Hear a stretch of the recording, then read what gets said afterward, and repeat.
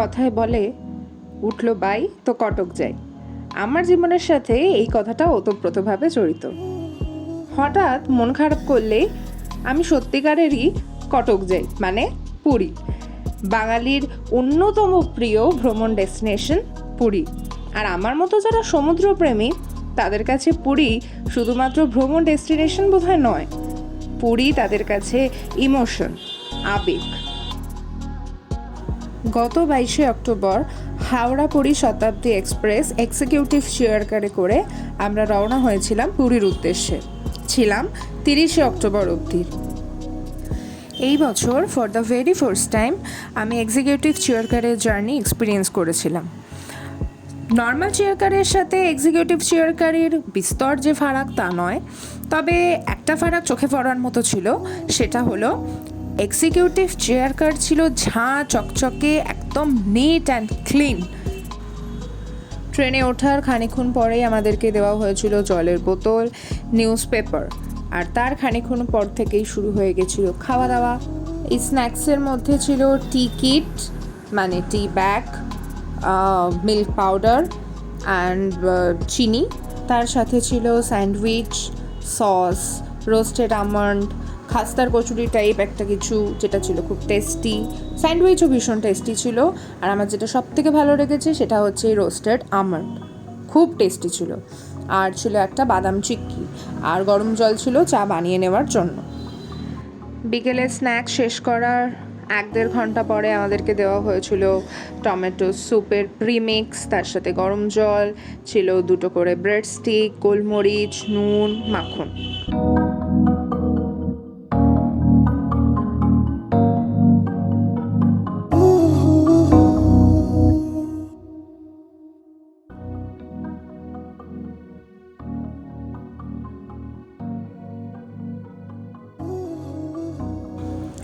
Soup খাওয়ার 1.5-2 ঘন্টা পরে আমাদের ডিনার চলে এসেছিলো। ডিনারে ছিল 3টে রুটি, কড়াইশুঁটি দেওয়া ভাত। ওটাকে কড়াইশুঁটি দেওয়া ভাতই আমি বলবো, কারণ পিস পোলাওয়ের মতো কোনো টেস্ট ওটার ছিল না, তাই ওটা কড়াইশুঁটি দেওয়া ভাত। আর ছিল ডাল, 3 পিস বোনলেস চিকেন দিয়ে চিকেন কষা, আর ছিল আলু, গাজর, কড়াইশুঁটি দিয়ে একটা সবজি।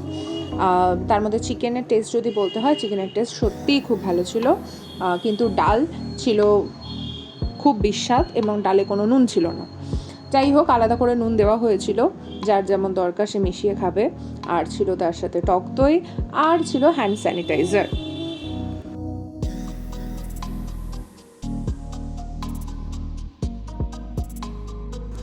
ডিনার শেষ করার পর আমাদেরকে দেওয়া হয়েছিল আমুলের বাটারস্কচ ফ্লেভারের একটা আইসক্রিম।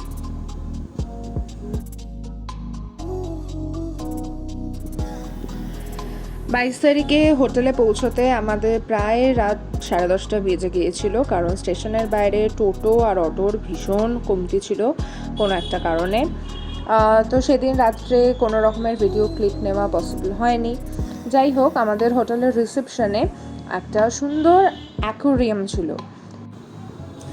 আমরা আগের বছরও যখন পুরী গিয়েছিলাম, তখন আমরা এই হোটেল সোনা ইন্টারন্যাশনালি স্টে করেছিলাম। তখন ওই অ্যাকোয়ারিয়ামটা দেখেছিলাম এবং দেখেছিলাম 3-4টে এখানে পুচকি পুচকি মাছ রয়েছে। এবছরও আমি তাই দেখেছি, কিন্তু হঠাৎ একদিন বেরোনোর সময় আমি লক্ষ্য করি যে এই স্টারফিশগুলো নড়াচড়া করছে। আমি এতদিন ভেবেছিলাম এই স্টারফিশগুলো জাস্ট ফর ডেকোরেশন এখানে রাখা, এগুলো আর্টিফিশিয়াল, কিন্তু হঠাৎ করে এদেরকে নড়াচড়া করতে দেখে আমি এক্সাইটেড হয়ে গেছিলাম এবং এত সুন্দর লাগছিল, এত সুন্দর দেখতে স্টারফিশগুলো। এবং সত্যি কেউ যদি ভালো করে লক্ষ্য না করে তারা ভাববে যে এগুলো সত্যি প্লাস্টিকের। যাই হোক, এই যে এটা নড়াচড়া করছিল এবং এটা দেখে আমি ভিডিও না করে পারিনি, আমার এত ভালো লাগছিল। আর তার পাশে ওই যে পুচকি একটা মাছ ঘুরে বেড়াচ্ছে, এরকম আরও 2-4টে মাছ ছিল।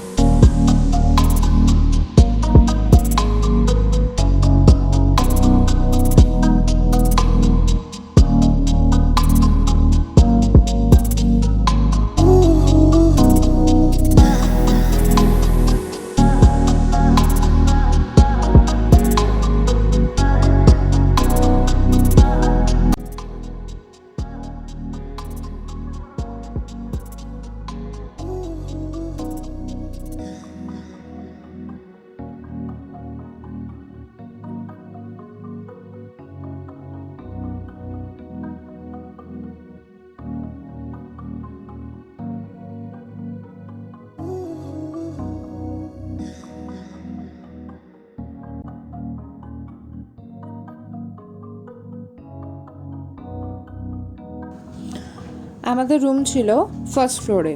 এবার একটু রুম ট্যুর দেওয়া যাক।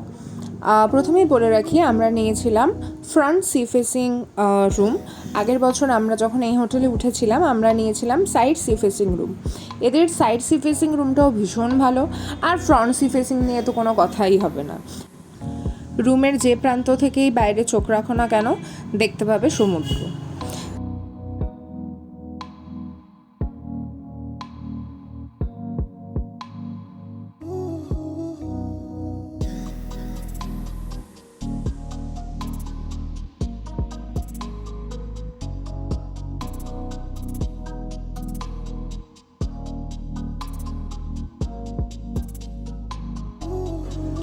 এই ফ্রন্ট সি ফেসিং এসি রুমটার ভাড়া ছিল পার নাইট ৩,৯২০ টাকা।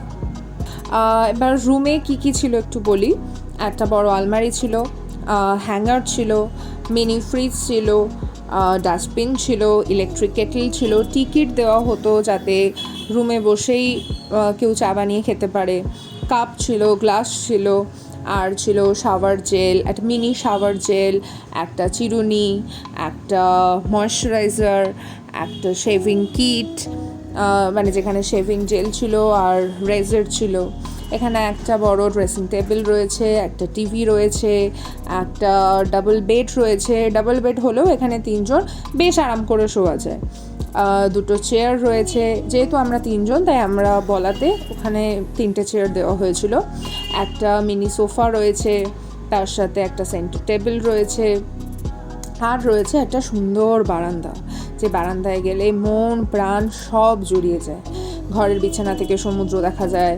আমরা লাঞ্চ করতে করতে, আমরা ডিনার করতে করতে সবসময় সমুদ্র দেখতাম।